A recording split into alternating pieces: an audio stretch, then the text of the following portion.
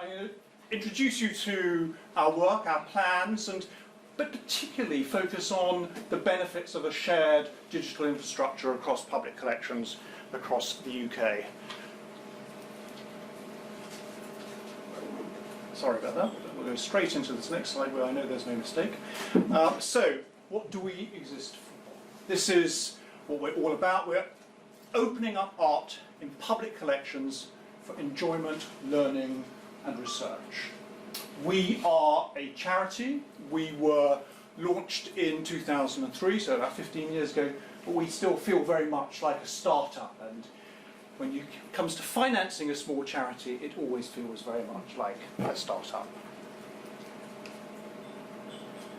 So a little bit about the history and background as to why we exist. So arguably, we in the UK own the greatest public art collection in the world. 80% of that collection is in store or buildings without routine public access. And when we started our first major digitization program, which was to photograph the oil paintings in public ownership, the vast majority of those had not been photographed. So what was publicly owned was not publicly accessible. And what we're trying to do through digital means is to radically transform access to the nation's art collection. So the first big program was a program of digitization of the oils, which took 10 years, across 3,000 plus collections from Shetland Isles to the Isles of Scilly. Spent a lot of time in storerooms around the country. Production line of photography, sort of auction style really. 50 or 60 paintings being photographed a day. They weren't deframed or deglazed, they were just photographed with lights on each side in this sort of situation. With the coordinators, the researchers, bringing from the collections a spreadsheet of data covering the key tombstone pieces of information across each of those artworks. Norman Taylor, this man single-handedly photographed every oil painting in Yorkshire over about 3 or 4 years. And a ruthlessly democratic process. You know, you occasionally come across things you say, you don't really want to include that, do you? Because it's not one of our best pieces. But everything was included, you know, so from this very fine Rayburn up in Dundee to the considerably less assured piece from the Essex Police Museum of this mad hermit being rescued by land, sea and air forces of the British police. All states of conservation, so this one's got conservation tissue all over it. And you know, a number of the paintings had scratches or rips. One painting had been folded over a number of times and used to wedge open the boiler room door of a museum in the Midlands, and then been restored 20 years earlier and was hanging very proudly and was photographed as well. So all states of conservation.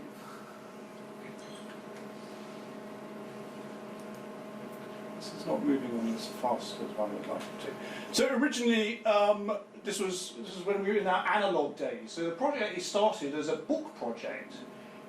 So the idea was that in every county we would photograph all the oils, and 9 images per page would go into the Book of Essex, oil paintings in public ownership.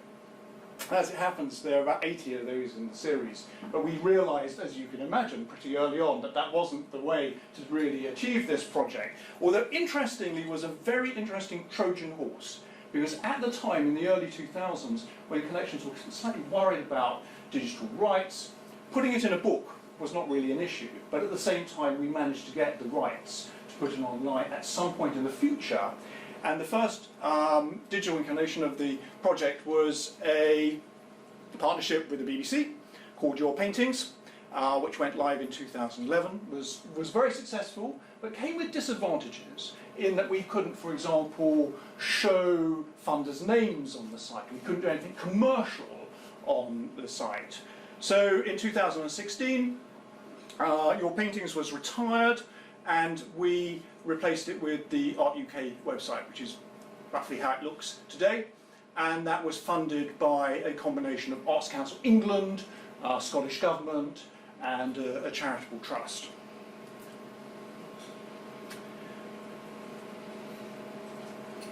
So this is the vision: universal free online access to the nation's art for anyone who loves art, wishes to learn about art or visit art, through a single digital platform shared by all the UK's public art collections. Trustees, mixture of artists, so recently joined by Rana Begum, young sculptor, Bob and Roberta Smith. Someone wonderfully said recently, very nice, that you can allow couples onto your board, and that's just one artist. And then art historians, people from the broadcasting industry. We just recruited a woman in her mid-30s from White Collins Rutherford Scott to help on the marketing front. And Tom Marks has just joined from Apollo, where he's the editor. The advisory functions here are very, very important, and we have a number of steering panels made up of sector representatives. And it's incredibly important, given that this is a shared resource, a shared platform, that the sector has a say in how it's run. And so we have an Art UK steering panel, there's a sculpture steering panel, and other projects usually have a steering panel associated with them. So what's on the site? So to start with, the oil paintings, so just over 200,000 oils.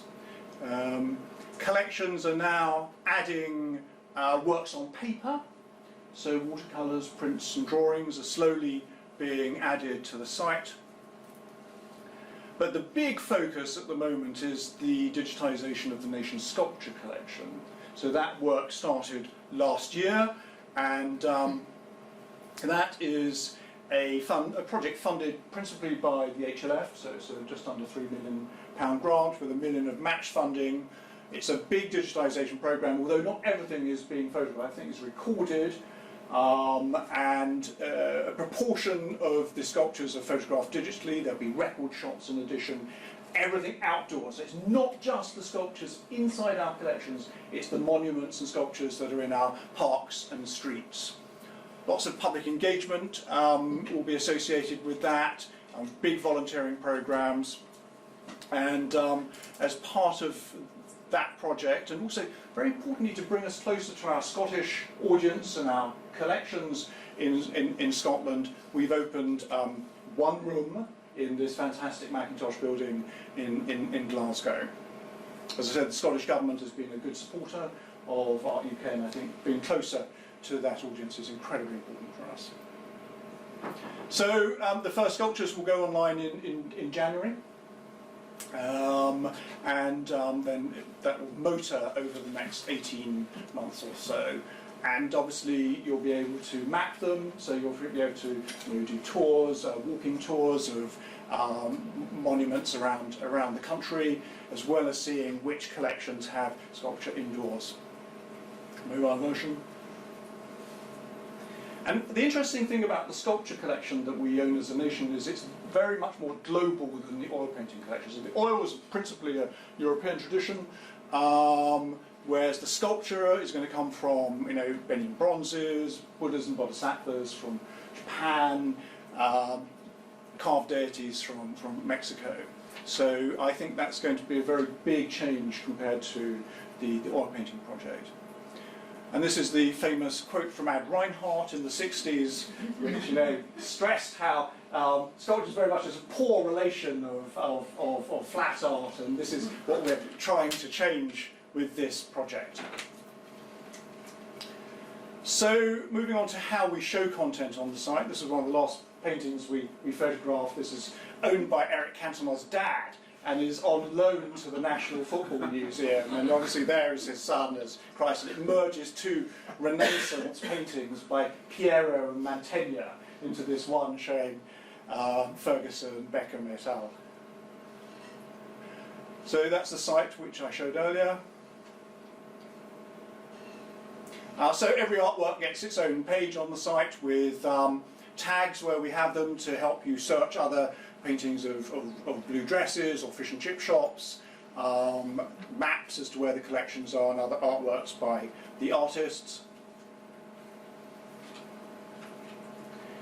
Every artist gets his or her own page with all their artwork. So there are about 40,000 artists on the site at the moment, and that will grow quite sharply. So here you can see all the 300 or so works by John Lavery, where they are, and then links to Wikipedia, links to the Oxford Dictionary of National Biography. And then what we're trying to do, and this is incredibly important for us, because this is what we're trying to do, is bring an audience to Art UK that's not just interested in the art. We want the audience to come because they're interested in paintings of history, local history, hats, cats. So, for example, we've asked people to write about fantastic hats on the site. We've asked people to write about dentistry in art, portraits in the Parliamentary Art Collection, and so forth. And that's doing a good job at trying to bring that wider audience into the site. Lots of focus on collections, of course, and then quirky little stories about how to get by on the University Challenge. More recently, we've created a twice-monthly podcast which talks about art and popular culture. Please do subscribe to it. They're really absolutely fantastic. They're done by our social media manager, Ferren. And then lots of different routes in, again, going back to this point about topics. So there are about 150 different topics on the site. So if you are a school and you're interested in bathing and toilet or battle scenes or wild animals, we can obviously provide huge amounts of number of paintings to do that. Very sophisticated search facility and faceted search as well. So if you're just interested in medical paintings in East Anglia, we've got them for you. If you are interested in beards across the country, which is my next slide, I hope. No, it's not. This is nationalities. The last time I showed this presentation was in Ireland, so that's why that was in. So here we go. So beards. If you're interested in bearded men in British art, there's something like 2,500 of those which you can find on the site, and then you can go and plot those across the country to see where they are. Now, it's a slightly trivial example, but it gives you the power of the tagging to bring that subject matter to the fore.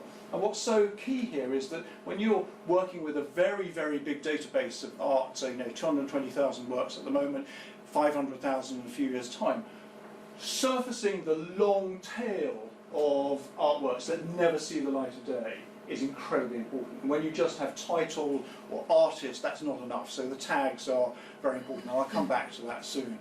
We've had a big project over the last couple of years to broaden the audience with funding from the Arts Council, which was testing a variety of digital mechanisms to reach a younger and more diverse audience. So there was one of the things we tested, which worked very well, was a project around writing poetry about art.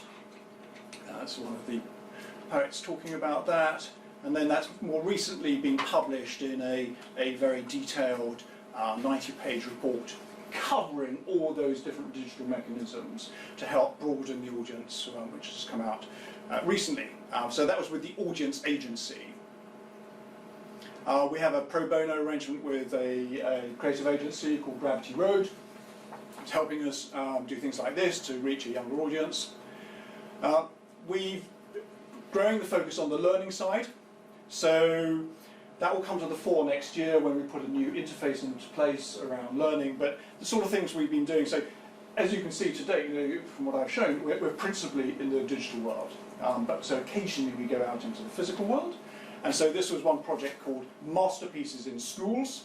And this is where we persuaded regional collections to lend paintings by Monet, the real paintings, Gainsborough, Turner, Lowry, to primary schools and secondary schools for the day.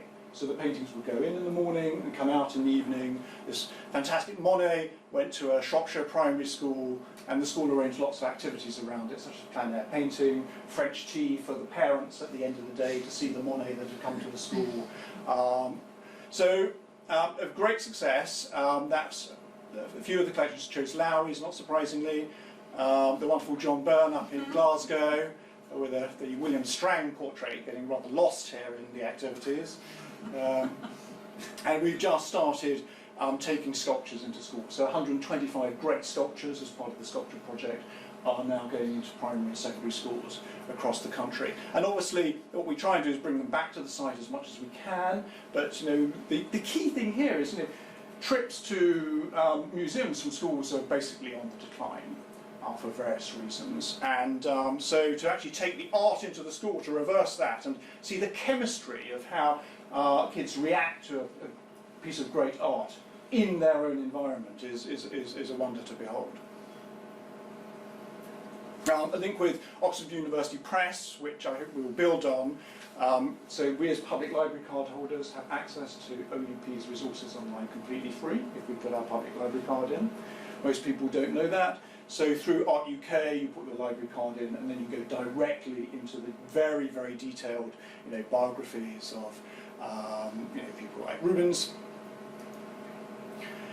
We've created some videos around how to use Art UK for non-art purposes in schools. We're doing work with school children around making films about art, where they are directing and filming and actually doing the interviewing. And we've just launched for the second year running our Write on Art competition, which is aimed at the last 4 years of school and encourages pupils to write about a piece on Art UK, and then there's a judging panel. So that's with the Paul Mellon Centre, our partners. And hopefully we're going to get some funding to do this project, which is called the Superpower of Looking. And this is aimed at primary schools where there's still flexibility in the curriculum to help hone the skills of visual literacy at that young age, to try and help kids realise when they're being manipulated by an image, or actually there's an inner truth in the image using art. Audiences, so we do about 2 million a year, which quite frankly is given that half of that's from overseas, is not very much. We feel that we're still generally, it's not a site that's particularly well known. Average time on site is very good. What's great is personal interest and personal research brings about 70% of our audience. So academic use and dealers and is a minority really. And what's very encouraging is that about 10% of the audience use it to plan visits.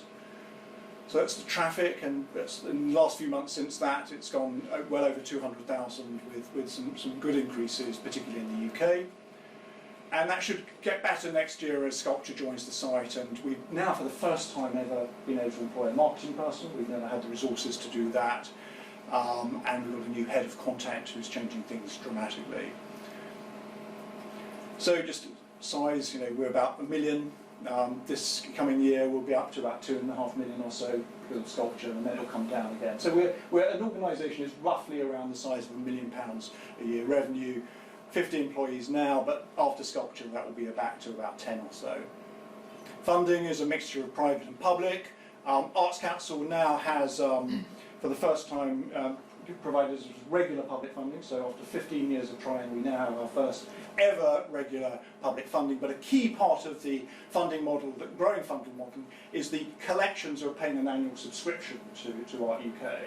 Not all of them, a subset of them, including V&A, and that is principally to get access to the commercial opportunities on the site, which I'll come to in just a second. I won't go into that in any detail. So sorry about that one. We go digital infrastructure.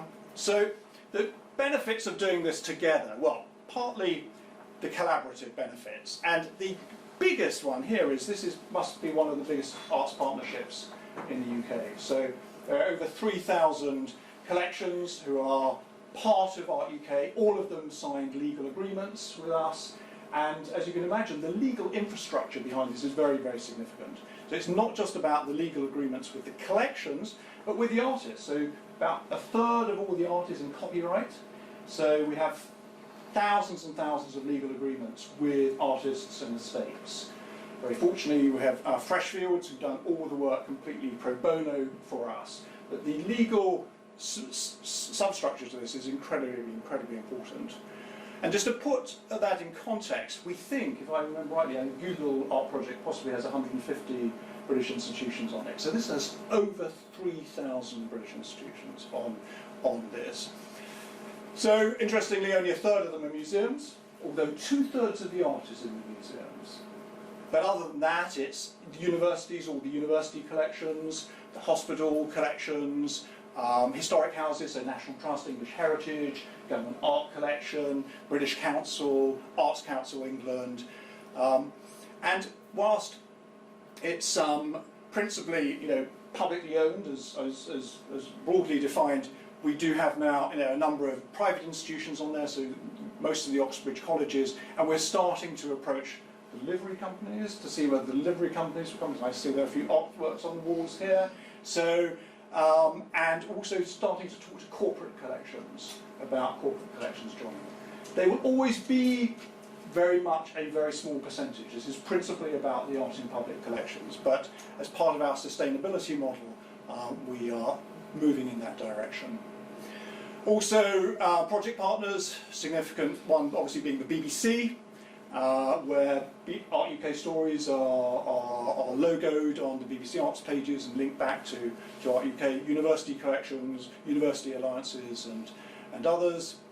But the point about this shared infrastructure, and I won't go into any great detail about this, but it's obviously not just a website, there's a big database behind it, collection portals and commission portals for uploading works and arranging copyright. But the key thing here is the vast majority of UK public collections cannot put their art online. The Tates, the National Galleries, the V&As are exceptions.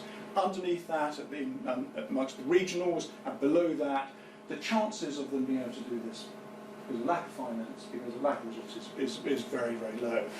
So the benefit here is there's one piece of digital infrastructure that all of them share, and it gives those smaller collections and medium-sized collections in particular the benefits of scale and technology to show their art to the world in collaboration with all other public art collections across the UK.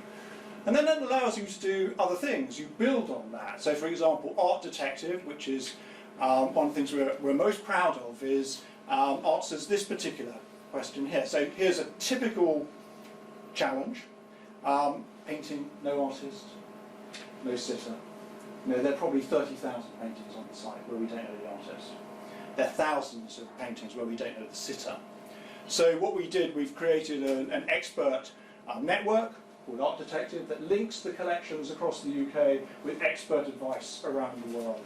And you can express an interest in just looking at military history, or questions around the Northwest, or more historical British 17th century portraiture. And lots of discussions then take place in these areas, who painted William and Mary off Greenwich. And this is sort of typical sort of proposition. Who is this unknown rheumatologist at the Royal Free? And within a few weeks that was solved very quickly as to, there we go, the appropriately named Dr. Heald. So with a little obituary there, the artist still is eluding us with lots of interesting suggestions. So lots of 150 or so great discoveries, not in the Rembrandt level, have been made as a result of that. But outside that, outside Art Detective, there have been some very significant discoveries. A real Van Dyck discovered at the Bowes, Gainsborough in St Albans, and now through our BBC link we have a partnership with the BBC Britain's Lost Masterpieces, and that this is all about sleepers, as they're called, on Art UK, that Bendor is investigating, and with some very interesting new attributions there.